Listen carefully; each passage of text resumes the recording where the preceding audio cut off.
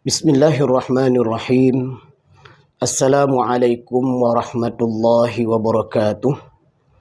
Alhamdulillahirabbil alamin. Segala puji bagi Allah Subhanahu wa taala.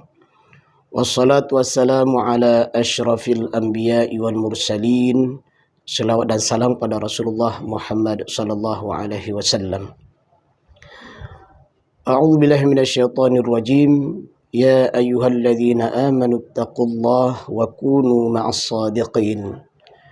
Wa qala Nabi sallallahu alaihi wasallam an Abi Hurairah radhiyallahu an qala Rasulullah sallallahu alaihi wasallam la tahasadu wa la tanajashu wa la tabaghadu wa la tadabaru ولا يبيع بعضكم على بيع بعض وكونوا عباد الله إخوانا المسلم أخو المسلم لا يظلمه ولا يخذله ولا يكذبه التقوى ها هنا ويشير إلى صدره 3 مرات ولا يحقره بحسب امرئ من الشر أن يحقر أخاه المسلم كل المسلم على المسلم حرام دمه وماله وعرضه رواه مسلم. Dari Abu Hurairah radhiyallahu an berkata, Rasulullah sallallahu alaihi wasallam bersabda, jangan saling menghasut, jangan saling menipu, saling membenci, saling membelakangi, dan jangan membeli barang yang telah dibeli orang lain. Jadilah hamba-hamba Allah yang bersaudara. Orang Muslim adalah saudara bagi Muslim yang lain. Karena itu tidak menzaliminya, tidak menelantarkannya, tidak membohonginya, dan tidak melecehkannya. Takwa itu di sini sambil menunjuk dadanya 3 kali. Cukuplah seseorang dikategorikan jahat jika ia menghina saudaranya sesama Muslim. Darah, harta, dan kehormatan setiap Muslim adalah suci terpelihara. Hadis riwayat Muslim. Para pendengar Perusahaan RRI Lok Sumawe dimanapun berada yang dirahmati Allah Subhanahu wa taala. Berdasarkan dari hadis yang barusan kita baca, maka judul nasihat kita pada kesempatan berbahagia ini adalah menjaga ukhuwah dan hak orang Muslim. Dari hadis yang kita baca ini secara umum menggambarkan bahwasanya ternyata beriman dan berislam itu bukan hanya menjaga akidah saja, bukan hanya menjaga iman saja. Tapi ternyata dalam beriman dan berislam ini kita juga bagaimana menjaga ibadah kita. Sekaligus juga bagaimana menjaga muamalah kita sesama manusia saat kita bergaul sehari-hari dalam kehidupan kita. Dan bahkan bukan hanya kepada sesama manusia, bahkan kepada alam di sekitar bagaimana kita bisa menjaga diri kita. Menjadi orang-orang yang memelihara alam ini, merawat alam ini, menjaga alam ini untuk kemaslahatan bagi bangsa, agama, dan negara. InsyaAllah dari hadis yang kita bacakan barusan, setidaknya ada beberapa akhlak yang di sana Rasulullah SAW mewanti-wanti kita, yaitu akhlak yang tidak baik, yang harus kita jauhi, dan ada beberapa akhlak yang memang harus kita lakukan, yang itu adalah akhlak yang mulia. Adapun beberapa akhlak atau perilaku atau sikap yang tidak baik yang harus kita hindari adalah diantaranya adalah la tahasadu, jangan saling menghasut atau jangan saling mendengki. Ini adalah sebuah penyakit yang sangat berbahaya yang Allah menyebutkan di dalam Al-Quran, yaitu surat Al-Falaq, wa min syarri hasidin idza hasad. Nah, ini bagian dari penyakit yang kita harus berlindung kepada Allah. Karena sesungguhnya potensi seseorang untuk memiliki penyakit hasad ini akan selalu ada di dalam hatinya. Hanya saja, apakah penyakit hasad ini bisa dibendung oleh seseorang? Artinya tidak memunculkan. Dia jaga jangan sampai penyakit hasad itu muncul. Karena Allah menyebutkan wa min syarri hasidin idza hasad. Dan penyakit hasad idza hasad, apabila dia memunculkannya. Nah, ini berhati-hati. Bagaimana kondisi atau keadaan penyakit hasad ini? Ini adalah sebuah penyakit yang terhinggap dalam diri seorang hamba manakala melihat nikmat pada diri saudaranya, pada diri orang lain di sekitarnya. Maka saat dia melihat nikmat tersebut, dia merasa tidak nyaman. Dia berharap agar nikmat tersebut itu pindah, tidak berada kepada orang tersebut. Dan bahkan terkadang dia berharap agar nikmat yang ada pada saudaranya itu agarnya pindah kepada dia. Nah, ini penyakit yang sangat berbahaya. Maka Rasulullah SAW mewanti-wanti kita dalam sebuah hadis yang sudah sering kita dengar. Iyyakum wal hasada. Jauhi oleh kalian penyakit hasad. Fa innal hasada, karena sesungguhnya penyakit hasad tersebut yakulul hasanat. Dia akan memakan kebaikan-kebaikan yang telah kita lakukan. Dia akan memakan amal soleh yang telah kita lakukan. Bagaimana kondisi penyakit hasad ini memakan kesolehan kita, amal baik kita? Rasulullah menggambarkan dalam kalimat berikutnya. Kama ta'kulun naru wal hatabu. Sebagaimana api memakan kayu bakar. Dahsyat sekali. Maka seharusnya kita berusaha menghindarkan diri kita tidak memiliki penyakit hasad ini. Seharusnya kita berusaha ketika melihat saudara-saudara kita mendapatkan nikmat, mendapatkan pangkat dan jabatan, mendapatkan kenikmatan yang diberikan oleh Allah kepadanya, kita harus ikut merasa bersyukur. Kenapa? Karena saudara kita diberikan nikmat. Tetapi sebaliknya, orang-orang yang memiliki penyakit hasad itu tidak merasa bersyukur. Justru merasa tidak senang dan tidak nyaman melihat nikmat yang ada pada diri orang lain. Maka jauhi penyakit hasad ini, jangan sampai kita miliki karena sangat berbahaya. Kemudian yang kedua, akhlak yang tidak baik yang harus kita jauhi untuk menjaga ukhuwah kita, yaitu wala tanajashu. Jangan saling menipu. Na'udzubillah. Janganlah kita menipu saudara kita dengan tulisan kita. Jangan kita menipu saudara kita dengan lisan kita. Jangan kita menipu saudara kita dengan perbuatan kita. Apapun bentuknya, bagaimanapun caranya, jangan menipu saudara kita. Karena sesungguhnya menipu itu adalah perbuatan yang jahat. Terkadang ada orang yang berbisnis, maka dia tipu saudaranya. Gara-gara dia menipu saudaranya, akhirnya saudaranya tersebut menjadi bangkrut. Kadang-kadang ada orang yang harga dirinya mulia, harga dirinya baik, tapi karena ditipu oleh saudaranya sehingga harga dirinya menjadi rendah dan hina. Maka oleh karena itu Rasulullah mewanti-wanti kita untuk menjaga ukhuwah, kebaikan sesama saudara kita. Jangan memiliki sifat dan sikap menipu saudara kita. Kemudian yang ketiga, wala tabaghadu. Janganlah saling membenci. Bukankah di dalam Al-Quran Allah menyebutkan ruhama'u bainahum? Di antara ciri-ciri umat Nabi Muhammad adalah ruhama'u bainahum, saling berkasih sayang. Bagaimana dengan saudara-saudara kita? Ada kasih sayang dalam diri kita. Ada keinginan membantu saudara kita. Ada keinginan menolong saudara kita dengan segala kemampuan yang kita miliki. Tidak boleh kita membenci mereka. Karena sesungguhnya sifat dan sikap membenci saudara kita adalah sifat yang tidak baik. Maka tidak sedikit kita melihat terjadi pertengkaran. Berbagai macam nilai-nilai kejahatan terjadi. Kenapa itu bisa muncul dalam kehidupan kita? Karena mereka memiliki penyakit kebencian. Nah, ini jangan sampai ada dalam diri kita.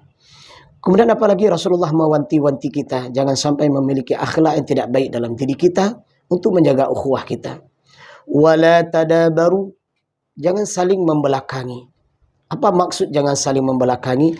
Jangan kita memutuskan persaudaraan di antara kita. Apakah itu persaudaraan dalam satu darah ataupun persaudaraan sesama umat Islam, orang-orang yang beriman. Apalagi ini besok insya Allah pemilu hadir di Indonesia. Nah, silakan kita memilih sesuai keyakinan masing-masing. Bagaimana Anda telah yakin, telah membaca bagaimana sepak terjang dan latar belakang pemimpin yang Anda pilih. Apakah itu untuk daerah, untuk kabupaten, untuk provinsi, bahkan untuk Indonesia, RI, atau bahkan presiden yang akan Anda pilih. Silakan Anda baca baik-baik track recordnya. Bagaimana keadaan mereka. Setelah Anda yakin, silakan pilih. Ternyata ada saudara kita memilih dengan pilihan yang lain tidak sama dengan kita. Tidak usah kita membencinya. Karena juga itu saudara kita. Dan mudah-mudahan pilihan yang kita pilih adalah pilihan yang tepat. Pilihan yang terbaik yang akan memberikan kebaikan kepada rakyat ketika mereka memimpinnya. Nah, ini penting. Para pendengar Perusahaan RRI Lux Mawai dimanapun berada, jangan sampai kita memutuskan silaturahim, baik itu yang satu darah dengan kita, adik, abang kita, ataupun saudara-saudara kita yang seiman, seakidah, dan sekeyakinan. Karena Rasulullah mewanti-wanti, la yadkhulul jannah. Rasulullah ulang 3 kali, tidak akan masuk surga, tidak akan masuk surga, tidak akan masuk surga. Siapa mereka? Qati', yang memutuskan tali silaturahimnya. Selanjutnya, wala yabi' ba'dhum ala bai'i ba'din, dan jangan membeli barang yang telah dibeli oleh orang lain. Nah, ini bagaimana muamalah kita sehari-hari. Kita suka dan ingin membeli suatu barang. Nah, maka tanyakan dulu, apakah barang ini sudah dibeli? Apakah sudah ada yang punya atau belum ada yang membelinya? Setelah kita memastikan kalau barang tersebut tidak ada yang membelinya, tidak ada yang akan mengambilnya, maka pastikan itu akan kita beli barang tersebut. Tapi ketahuilah, ketika sebuah barang itu telah dimiliki dan dibeli oleh orang lain, meskipun kita sangat mencintai dan menyukai barang tersebut, maka Rasulullah mewanti-wanti kita, jangan membeli sebuah barang yang itu telah dibeli oleh saudara kita. Termasuk misalnya, jangan meminang di atas pinangan saudara kita. Karena sesungguhnya adalah itu perbuatan yang tidak baik. Kemudian Rasulullah juga menyebutkan, wa kunu ibadallah ikhwana. Jadilah kalian adalah hamba Allah yang bersaudara. Ketahuilah, tidak ada persaudaraan yang luar biasa yang Allah sebutkan di dalam Al-Quran dan hadis Rasulullah SAW adalah persaudaraan karena ikatan iman dan Islam.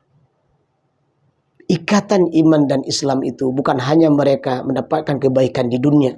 Bahkan di dalam syurga nantinya Allah kumpulkan orang-orang yang bersaudara karena iman dan Islam itu. Maka jaga persaudaraan kita. Sesama mukmin dan sesama muslim. Jadilah kita bersaudara dengan membantunya, menolongnya, dan memenuhi keinginan-keinginan hajatnya di saat dia butuh sesuatu kepada yang dia butuhkan. Kemudian Rasulullah menekankan kembali, al-muslimu akhul muslim. Orang muslim adalah saudara bagi muslim yang lainnya. Masya Allah. 2 kali Rasulullah tegaskan bagaimana pentingnya bersaudara ini. Kemudian dalam kalimat berikutnya kembali Rasulullah mewanti-wanti kita. Karena kita bersaudara sesama mukmin, sesama muslim, maka Rasulullah mewanti-wanti kita, la yadlimuhu. Tidak boleh menzoliminya. Tidak boleh melakukan berbagai macam kemungkaran dan kemaksiatan kepada diri kita dan kepada saudara-saudara kita. Tidak boleh mengacungkan senjata tajam kepada saudara kita. Tidak boleh mencemoohnya. Tidak boleh mengeluarkan kalimat-kalimat kasar yang menjelekkannya dan mengejeknya. Intinya adalah seorang mukmin yang baik adalah tidak menzalimi saudaranya. Baik itu dengan perkataannya, dengan perbuatannya, dengan sikap dan perilakunya. Maka seharusnya seorang muslim, seorang mukmin kepada mukmin yang lainnya adalah saling melindungi, saling menjaga.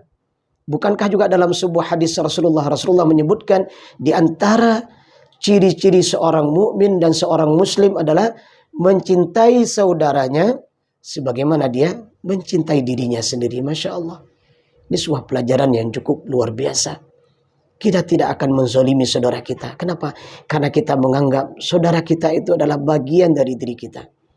Kita tidak akan melakukan kejahatan kepada saudara kita. Kenapa? Karena kita menganggap saudara kita itu adalah bagian dari kita. Kita mencintai saudara kita sama seperti kita mencintai diri sendiri. Kemudian apa lagi? Rasulullah mewanti-wanti kita. Wala yakhdhuluhu. Tidak menelantarkannya. Masya Allah. Artinya, ada saudara-saudara kita yang butuh bantuan kepada kita. Butuh perhatian kepada kita. Apalagi kita sebagai seorang pemimpin. Tentunya banyak sekali hajat-hajat rakyat yang rakyat itu butuh kepada pemimpin tersebut. Ada kebutuhan-kebutuhan yang rakyat butuh kepada kebutuhan tersebut. Dan pemimpin dan orang-orang yang diberikan amanah tersebut berusaha untuk menjaga dan merawat rakyatnya. Nah ini hati-hati. Kita ingatkan ini menjelang pemilihan. Wahai Anda para pemimpin, Anda dipilih oleh rakyat. Anda diusung oleh rakyat. Maka ketika Anda telah dipilih dan diusung oleh rakyat, Anda telah menjadi pemimpin. Ingat baik-baik, yang memilih Anda itu rakyat, yang mengusung Anda itu rakyat, sehingga Anda mendapatkan kursi jabatan kepemimpinan. Apapun bentuk kepemimpinannya, tingkat daerah, tingkat provinsi, bahkan Anda seorang presiden sekalipun. Ingatlah, Anda dipilih dan diusung oleh rakyat. Ketika Anda telah dipilih tanpa harus berjanji kepada rakyat, maka penuhi hak-hak rakyat itu.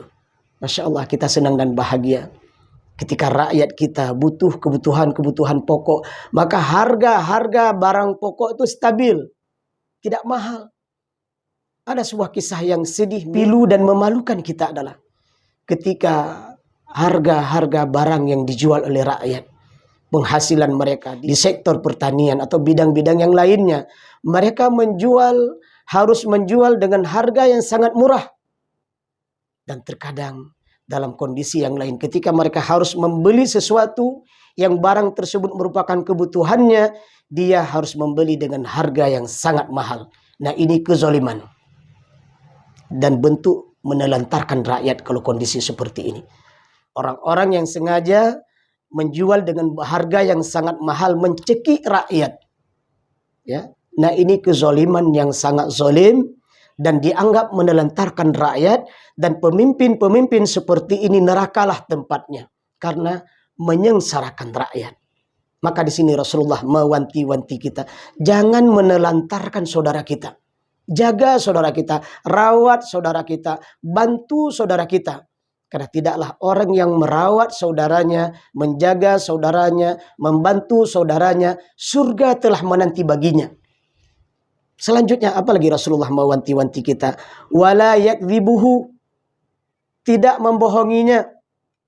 Lagi-lagi kita ingin menyampaikan bahwa hari ini orang-orang yang akan dipilih untuk mendapatkan jabatan, begitu banyak janji-janji yang telah mereka ucapkan, yang seharusnya tanpa berjanji pun harus berbuat baik. Ada di antara mereka yang telah berjanji, rakyat akan mendapatkan ini, mendapatkan fasilitas pendidikan gratis, mendapatkan fasilitas listrik gratis, mendapatkan fasilitas pulsa gratis, berbagai macam bentuk janji-janji yang telah dia berjanji. Hati-hati. Jangan sampai ketika Anda telah terpilih nantinya, ternyata Anda membohongi rakyat Anda. Kalau ini yang dilakukan, maka Anda telah melakukan kesalahan yang besar. Siap-siap Allah akan mengazab Anda di dunia dan di akhirat. Jadi membohongi ini adalah penyakit yang sangat tidak baik. Penyakit yang sangat menyengsarakan orang-orang kita bohongi. Apapun bentuk kebohongan, tinggalkanlah. Karena itu tidak baik. Maka ketika kita tidak membohongi, maka yang harus kita jaga adalah jujur. Karena jujurlah sebuah perbuatan yang sangat mulia. Kemudian apa lagi? Wala yahkiruhu, dan tidak boleh melecehkannya. Tidak boleh melecehkan saudara kita. Apapun bentuk yang itu melecehkan saudara kita. Apakah itu dengan perkataan, dengan perbuatan, dengan tulisan. Apapun bentuknya, tidak boleh dilakukan kalau itu melecehkan saudara kita. Jaga harga dirinya. Kemudian apa lagi? Rasulullah mewanti-wanti kita, bihasabi imri'in minasyarr. Cukuplah seseorang dikategorikan jahat ketika dia ayyahqira akhahul muslim, menghina saudaranya. Ya, kalau tadi melecehkan, nah ini menghina. Tidak boleh. Maka keluarkanlah kalimat-kalimat mulia dari lisan kita. Bersikaplah tangan yang mulia kepada saudara kita. Bersikaplah perilaku yang mulia kepada saudara kita. Jangan menghinanya dan jangan melecehkannya. Kemudian di ujung hadis, Rasulullah menyebutkan bahwa al-muslim alal muslim haramun damuhu wa maluhu wa irduhu. Ini di ujung hadis Rasulullah menyebutkan, seseorang yang telah mengucapkan dua kalimat syahadat, asyhadu an la ilaha illallah wa asyhadu anna Muhammadar Rasulullah, itu adalah saudara kita. Maka haram darahnya. Artinya apa? Tidak boleh dibunuh. Baik itu membunuh fisiknya ataupun membunuh karakternya. Tidak boleh. Kemudian apa lagi? Haram hartanya. Dan kita tidak boleh mencuri harta saudara kita. Tidak boleh. Dengan apapun bentuknya. Dengan menipunya, membohonginya, akhirnya kita mencuri. Yang kondisi fitnah akhir zaman ini banyak sekali. Bagaimana penipu-penipu itu, pencuri-pencuri itu sangat luar biasa cara bagaimana dia mencuri. Tidak sedikit kita mendengar ada saudara kita dikirim SMS dalam bentuk-bentuk tertentu. Sehingga dia mengklik SMS tersebut. Akhirnya apa? Rekeningnya ludes. Rekeningnya habis. Hartanya musnah dan hilang. Nah ini tidak boleh. Nah ini mencuri dengan cara yang sangat halus. Atau mencuri secara kasat mata. Merampok rumahnya. Ya, merampok perdagangannya. Dan berbagai macam kejahatan mengambil harta saudara-saudara kita. Itu tidak boleh. Maka Rasulullah menyebutkan haram hartanya. Jangan diambil hartanya. Kemudian selanjutnya apa kata Rasulullah? Dan haram kehormatannya. Masya Allah. Sesama muslim, sesama mukmin, kita harus menjaga kehormatan saudara kita. Harus menjaga izzah, kemuliaan saudara kita. Maka jangan dirusak kehormatannya. Karena sesungguhnya Rasulullah SAW tidak suka kepada saudara yang merusak kehormatan saudaranya. Mudah-mudahan dari hadis singkat yang kita renungkan ini, kita menjadi pribadi yang menjauhi akhlak yang tidak baik kepada saudara kita. Karena akhlak yang tidak baik tersebut akan merusak persaudaraan. Dan sekaligus kita juga menjaga akhlak yang baik dan mulia. Karena dengan akhlak yang mulia dan baik itu, maka terjagalah kehormatan dan persaudaraan di antara kita. Ketahuilah, persaudaraan, pertemanan, persahabatan yang dibina dalam bingkai iman dan Islam, maka insya Allah dia akan diberikan oleh Allah kebaikan di dunia, dan insya Allah akan diberikan kebaikan di akhirat dengan mendapatkan surganya Jannatun Naim. Amin ya rabbal alamin. Semoga bermanfaat. Subhanakallahumma wa bihamdik, asyhadu an la ilaha illa anta, astaghfiruka wa atubu ilaika. Assalamualaikum warahmatullahi wabarakatuh.